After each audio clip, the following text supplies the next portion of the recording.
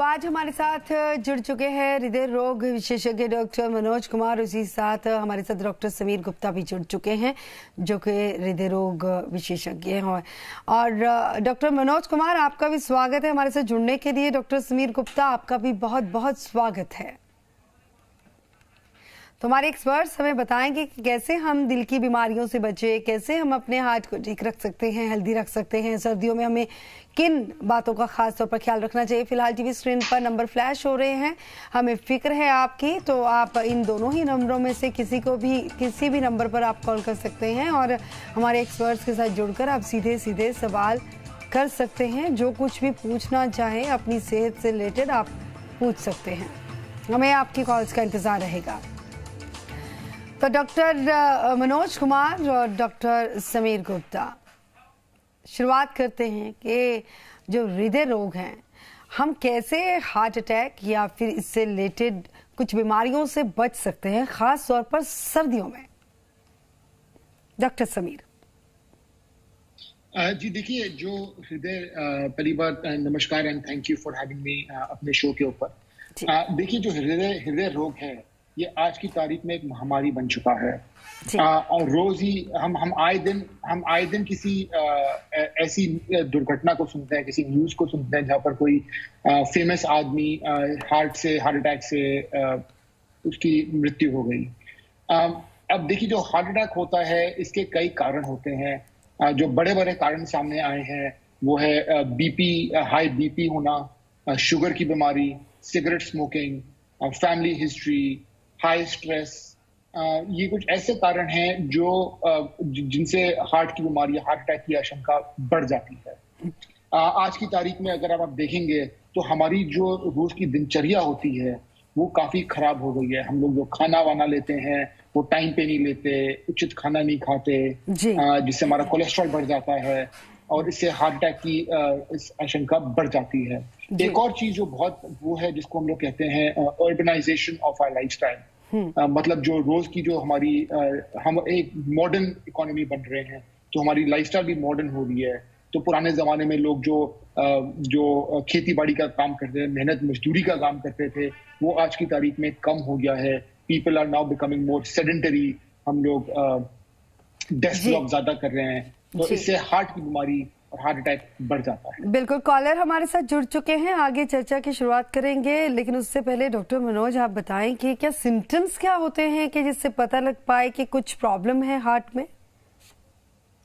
देखिए, अभी डॉक्टर साहब ने जैसे बताया कि मेजर रिस्क फैक्टर्स जो हैं वो डायबिटीज है, ब्लड प्रेशर है, स्मोकिंग है, डिस्लिपिडीमिया या कोलेस्ट्रॉल का हाई होना है।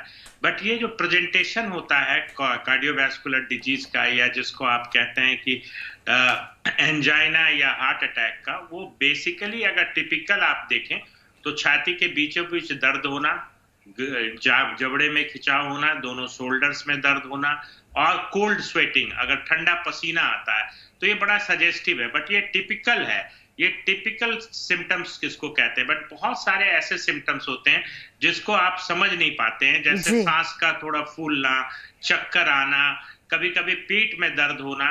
तो ऐसा कहा जाता है कि एंजाइना का दर्द जॉ लाइन से लेके नाभि तक कहीं भी हो सकता है। तो ये सारे सिम्टम्स हैं जिसको नजरअंदाज नहीं करना चाहिए। खास करके हमारे देश में बहुत सारी बार ऐसा होता है गैस करके लोगों को ये सिम्टम्स को टाल जाते हैं। तो इस तरह से अगर आपको खाने में मतलब खट्टे ढकार आ रहे हो, सीने के बीचों बीच जलन हो रहा हो, तो ये भी एक सिम्टम्स हो सकता है। तो इस तरह से वेरिएबल सिम्टम्स है जिसको रिकॉग्नाइज करना चाहिए। बिल्कुल, कार्डियक अरेस्ट के बारे में भी बहुत लोग सुनते हैं, हार्ट अटैक, कार्डियक अरेस्ट, इसमें क्या डिफरेंस है ये भी समझने की कोशिश करेंगे। लेकिन उससे पहले कॉलर ले लेते हैं।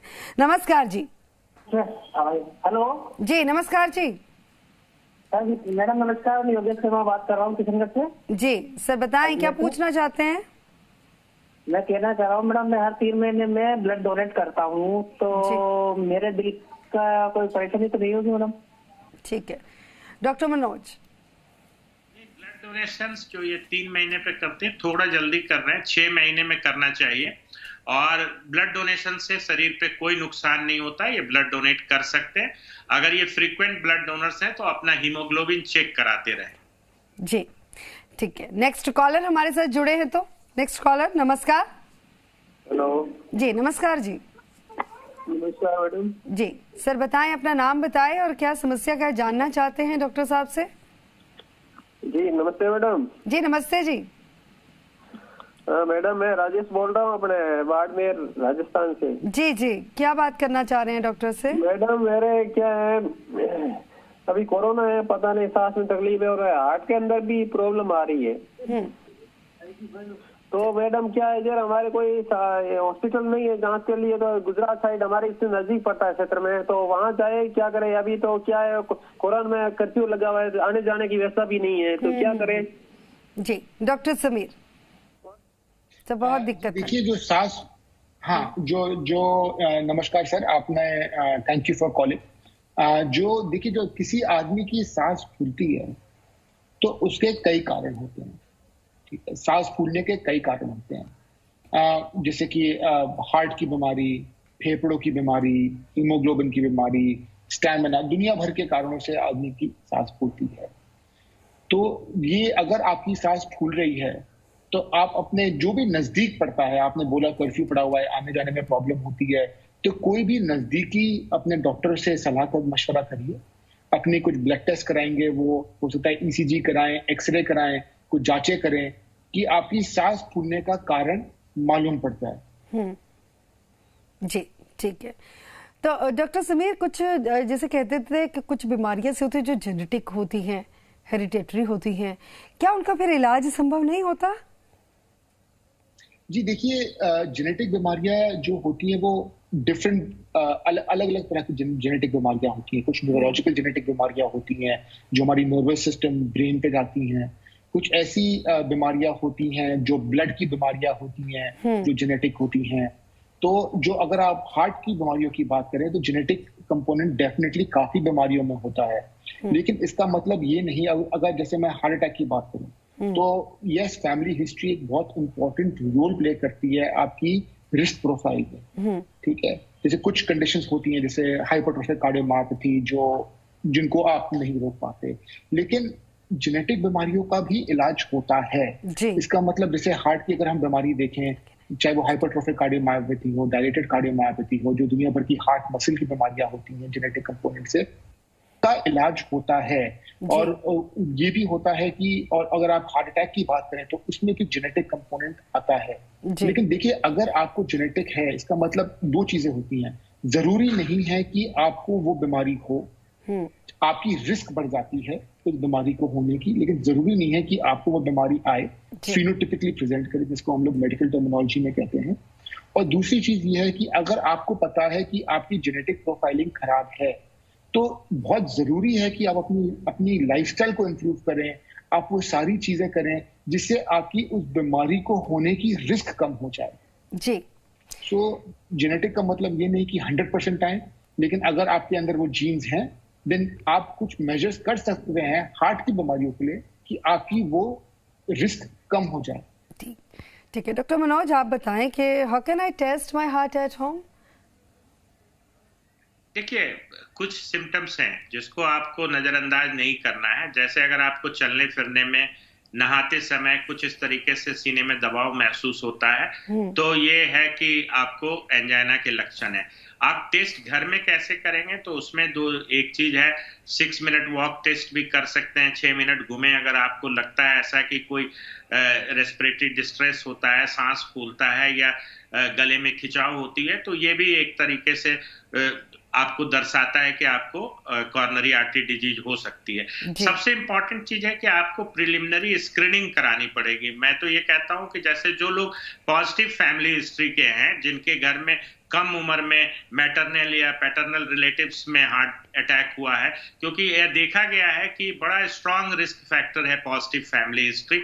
और प्री मैच्योर जो कॉर्नरी आर्टरी डिजीज या हार्ट की बीमारी होती है वो फैमिली में होती है। तो वैसे लोगों को अपना पूरा बायोकेमिस्ट्री, जिसमें लिपिड प्रोफाइल जिसको कहते हैं, बसा का जांच, दूसरा डायबिटीज, ब्लड प्रेशर, घर में आपको ब्लड प्रेशर डोमिसिलरी रिकॉर्ड करना चाहिए, ब्लड शुगर का टेस्ट करना चाहिए, और एक टेस्ट है बड़ा आसान सा स्ट्रेस टेस्ट है जिसको ट्रेडमिल टेस्ट कहते हैं, वो करने से भी पता चल जाता है। अगर इन इनिशियल स्क्रीनिंग में कुछ आता है तो उसके लिए फिर एडवांस टेस्ट भी अवेलेबल है। ठीक है डॉक्टर साहब, कॉलर ले लेते हैं। नमस्कार जी।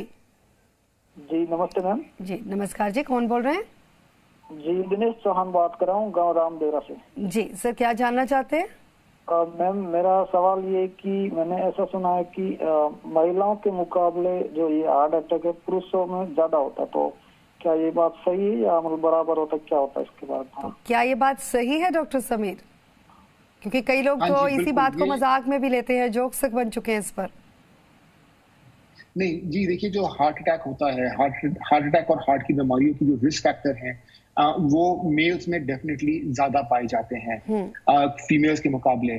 इसको काफी हमने स्टडी भी करा है, काफी लोगों ने स्टडी करा है इसको कि इसमें कभी कभी क्या होता है, जो वुमेन होते हैं हम उनके सिम्टम्स को हम लोग नजरअंदाज कर देते हैं, तो और फैमिली मेंबर्स भी नजरअंदाज कर देते हैं कि हार्ट की बीमारी सिर्फ पुरुषों में होती है, महिलाओं में नहीं होती। ये एकदम गलत है। बीमारियां दोनों में होती हैं, हार्ट की बीमारियां दोनों मेल्स एंड फीमेल्स दोनों में होती है। इनफैक्ट वुमेन जब वो मेनोपॉज हो जाता है तो उनको उनकी रिस्क फैक्टर इनफैक्ट मेल से बढ़ जाती है। जो मेल की रिस्क फैक्टर जो रिस्क होती है वो फीमेल से कम हो जाती है मेनोपॉज के बाद। मेन एंड वुमेन दोनों में होती है, लेकिन मेन में थोड़ी ज्यादा परसेंटेज में होती है। ठीक है डॉक्टर साहब, इसके साथ ये भी बता दें कि can heart disease be cured? क्या इसका इलाज संभव है? जी बिल्कुल जी, cure is a very different term. Cure तो मैं कभी किसी चीज का बोलूंगा नहीं। मेडिसिन में सिवाय इन्फेक्शियस डिजीजेस जैसे मलेरिया, टीबी और ये डेंगू ऐसी बीमारियों का क्योर होता है। मेडिकल टर्मिनोलॉजी में हम लोग कहते हैं ट्रीटमेंट। तो ट्रीटमेंट जरूर है। हर बीमारी का काफी हद तक काफी रिसर्च हुई है, काफी एडवांसमेंट्स हुई है। तो हार्ट डिजीज के ऑलमोस्ट सारे पहलू का कुछ ना कुछ ट्रीटमेंट आज की तारीख में अवेलेबल है, चाहे वो सर्जरी हो, चाहे वो एंजियोग्राफी हो, चाहे वो दवाइयां हो, चाहे वो पेसमेकर हो, चाहे वो कुछ और इलाज हो, लेकिन ट्रीटमेंट हार्ट डिजीज का है। जी ठीक है, कॉलर ले लेते हैं। नमस्कार जी। सर मैं कोटा से बोल रहा हूँ। जी सर, नाम बताएं सर। दीपक। दीपक जी, क्या जानना चाहते हैं? सर मैं बता रहा हूँ कि मेरे क्या सीने में दोनों तरफ दर्द होता है। ठीक है, तो आप जानना चाहते हैं कि क्यों होता है वो दर्द? हाँ मैम, किसको दिखाऊं? मैंने 2-4 डॉक्टर को तो दिखा लिया। जी डॉक्टर मनोज कुमार जी, आप जवाब दीजिए सर। दीपक जी, आपको जो सीने में दर्द होता है, ये जिस तरीके से अभी हम लोग बात कर रहे थे कि सीने में दर्द के भी बहुत वजह हो सकते हैं। इवन खाने की नली में अगर छिलाव हो तब भी हो सकता है, लंग्स में कोई प्रॉब्लम हो। बट अगर आपको सीने में दर्द हो रहा है तो कम से कम जो प्राइमरी इन्वेस्टिगेशंस हैं, एक अपना ईसीजी कराएं, एक ब्लड टेस्ट होता है जो बताता है कि इसमें आपके हार्ट से रिलेटेड तो नहीं है, उसको ट्रोपोनिन आई कहते हैं। दूसरा, आप अगर सब कुछ ठीक है तो एक इकोकार्डियोग्राफी जैसे हार्ट का अल्ट्रासाउंड होता है, तो रूल आउट करने के लिए आपको कुछ इन्वेस्टिगेशंस की जरूरत है।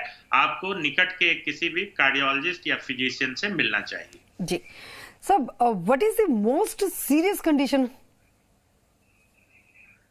हाँ, ऐसा है कि सीरियस कंडीशंस का जो है, अगर आप देखें तो जो हार्ट डिजीज है या कॉर्नरी आर्टरी डिजीज है वो स्पेक्ट्रम ऑफ डिजीज है।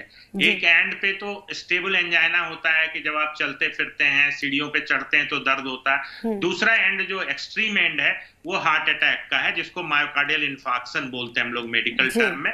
तो एथेरोस्क्लेरोसिस जो एक मतलब हृदय की नलियों में जो चर्बी जमने की प्रक्रिया है, वो जब फट जाती है, वो चर्बी का जो जिसको प्लाक बोलते हैं, वो अगर रप्चर होता है तो उसपे फिर ब्लड क्लॉट बनता है, इसको बोलते हैं थ्रोम्बोसिस। तो हार्ट अटैक जो है वो एथेरोथ्रोम्बोटिक, जो चर्बी जमी हुई है उस पे क्लॉट बना, जिसके वजह से नस बिल्कुल बंद हो गई और फिर हार्ट की मसल्स को सप्लाई बिल्कुल बंद हो जाती है। तो इस तरह से कहिए कि जो हार्ट अटैक का स्टेज है वो एक्सट्रीम स्टेज है, जबकि हार्ट की मसल्स जो है, मांसपेशियां हैं, उसमें कोई ब्लड सप्लाई नहीं होता है। तो ये सीवियरेस्ट फॉर्म ऑफ डिजीज है, या कहिए कि इसका एक्सट्रीम प्रेजेंटेशन है कॉर्नरी आर्टरी डिजीज का। तो डॉक्टर समीर, जैसे कि हार्ट अटैक सभी को पता है कि दिल का दौरा पड़ता है, कार्डियक अरेस्ट बहुत सुना गया, इस दरमियान, तो बहुत सारे लोग इसका डिफरेंस समझ नहीं पाए, तो आसान शब्दों में बताएं ताकि समझ में आ जाए कि हार्ट अटैक और कार्डियक अरेस्ट क्या है।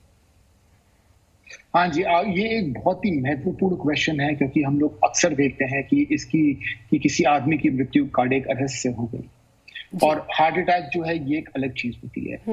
अगर मैं सरल शब्द में बोलूं तो कार्डियक अरेस्ट का मतलब होता है, कार्डियक यानी हार्ट, अरेस्ट मतलब बंद हो जाना। कार्डियक अरेस्ट का मतलब आपके हार्ट ने एकाएक अचानक काम करना बंद कर दिया जी। आपके हार्ट ने एकाएक काम करना बंद कर दिया जी जी। अब क्यों बंद कर दिया काम करना? इसके बहुत सारे कारण होते हैं, जिनमें से उनको एरिथमिया हो सकता है, उनकी जो इलेक्ट्रोलाइट्स होती हैं सोडियम पोटेशियम, इसमें कोई चेंज हो गई, आपका ज्यादा सांस फूल रही है, हाइपोक्सिया हो जाता है, दुनिया भर, और या फिर हार्ट अटैक आया जी। ठीक है जी। कई कारणों से आपके हार्ट ने काम करना बंद कर दिया, जिनमें से एक होता है हार्ट अटैक। अब हार्ट अटैक क्यों होता है?